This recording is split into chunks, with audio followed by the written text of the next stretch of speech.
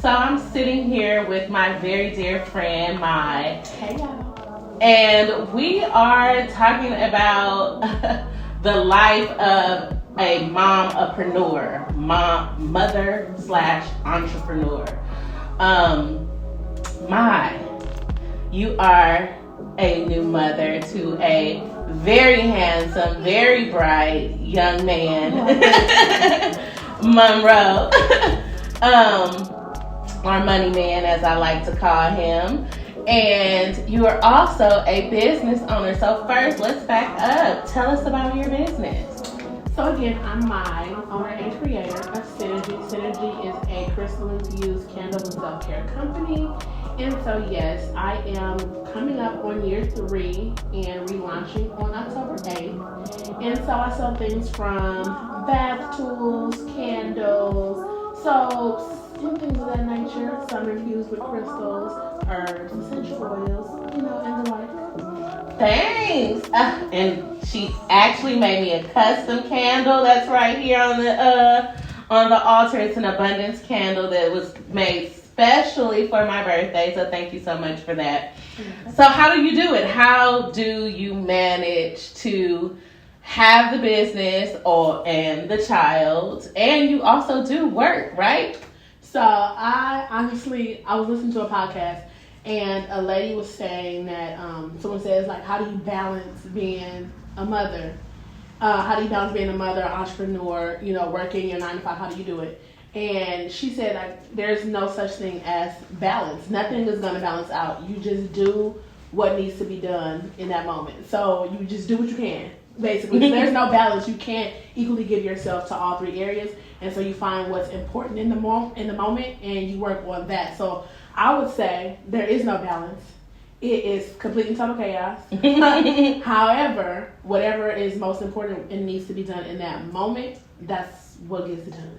So from 9 to 5, or should I say 8:30 to 4:30, in that hours is dedicated to, my work, my 9 to 5 job. That's how I take care of my kid. And then, once that's done, then I'm in mommy mode, so I have to get him prepared for bed, feed him, do that whole thing, and find whatever piece of me is left to cater to my business. So if that's making candles at midnight, then that's what I'm doing. If, so it just, I don't know that there's balance. I think it's just organized chaos. Candles at midnight, so where's the time for you? When I sleep.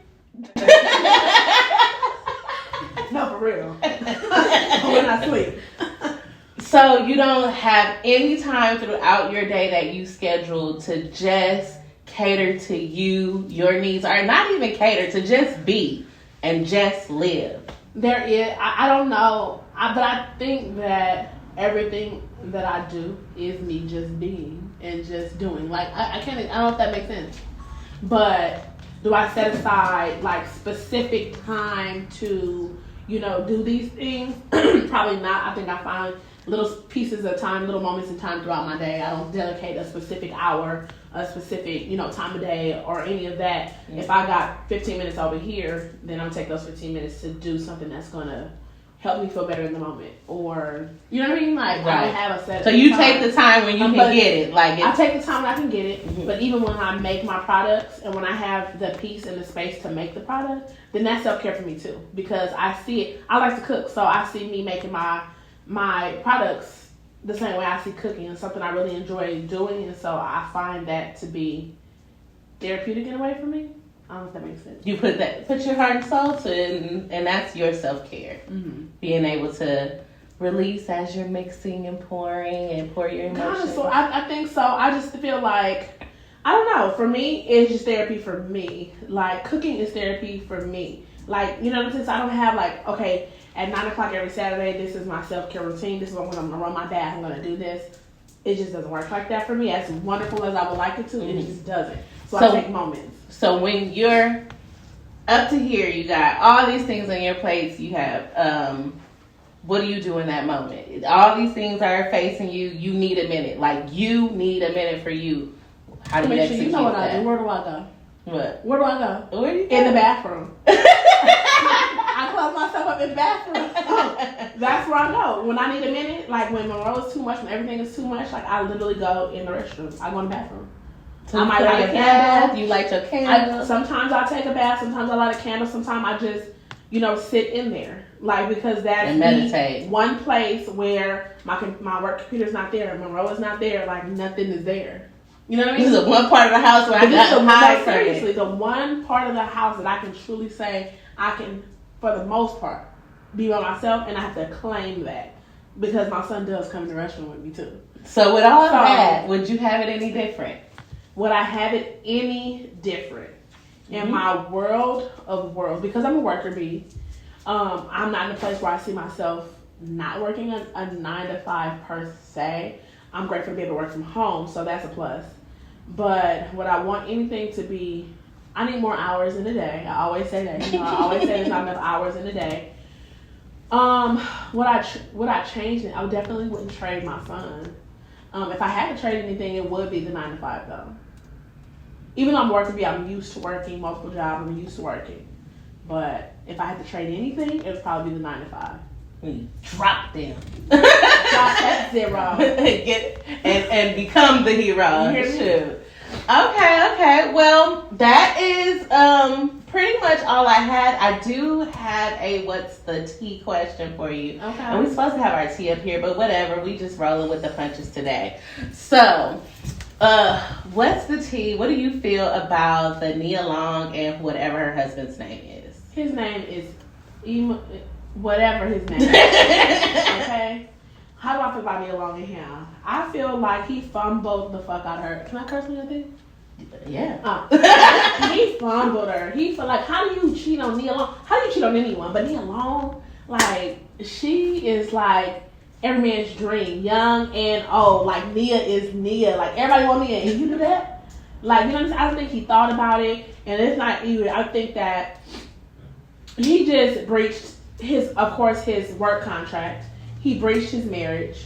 But, and I'm not even going to talk bad about that woman that he cheated because everyone's like, oh, she looked like this, she looked like that. Mm-hmm. She looked like she was to look like doing the job that she do. So I'm not going to talk about that one in that physical aspect, but she fucked up too. She had a husband.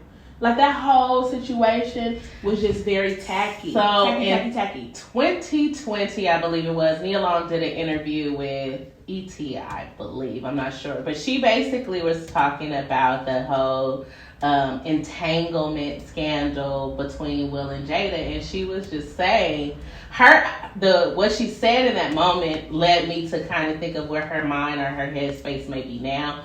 But she said that, it's beautiful that they have each other's back in that way because this love thing is hard on everybody.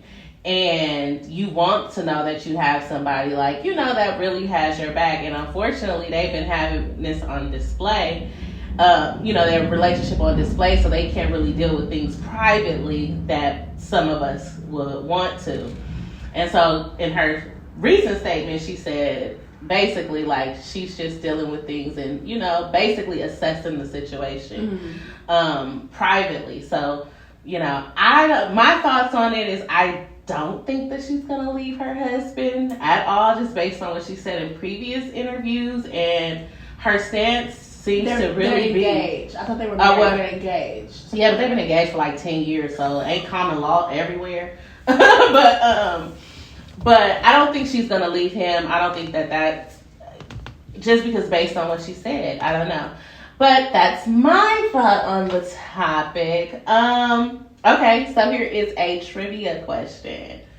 See how much you know about me. Who knows me best? So I'm going to see who gets their question right. What is my comedic name? The name that you use now? Mm-hmm. The whole thing. I want to see who gets it right. I know Sheri Unk. Mm-hmm. It's two words in between it. Okay, well, you can say Sheri Unk. What does it mean? Do you know what it means? I don't remember. You told me, but I'm gonna be honest. I don't remember. Wait, but this is something else. No. Yo. Well, you was kind of close. It sounds like I don't want to get it. It's for the end. Just guess. Just say something. No, I don't know. Oh, say something that's gonna be funny. okay. It's not the Nevin. It's not that Nevin head stuff that you talking about, because that's the lady that's the person that's the higher person. I've never had is like the besties. Okay, yeah. Mm-hmm. So not that. Not that. No. See, but it's a word that sounds like some of that. Mm-hmm. It does sound like some of that. Wait, no, for real. I don't know. Sheri Young. I know. Ooh, ask me something else. Okay. I'll give you another question. I'll get 0.5 credit on that one. You get 0.5. Okay, 0.5 credit on that one, you guys. Take count. Okay, let's see the second question.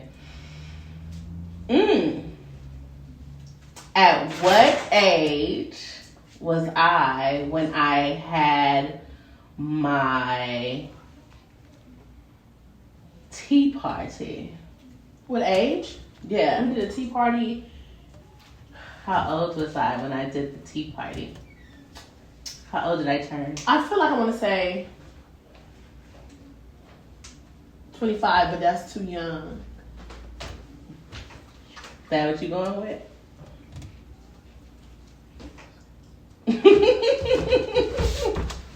It wasn't 25. It wasn't 30. No. 28. No. You done, girl. You done. All right. Well, No, that's not fair, man. You done. You had too many chances. All right. This has been a wonderful interview. I always say the best way to know people is to know the people that are in their orbit.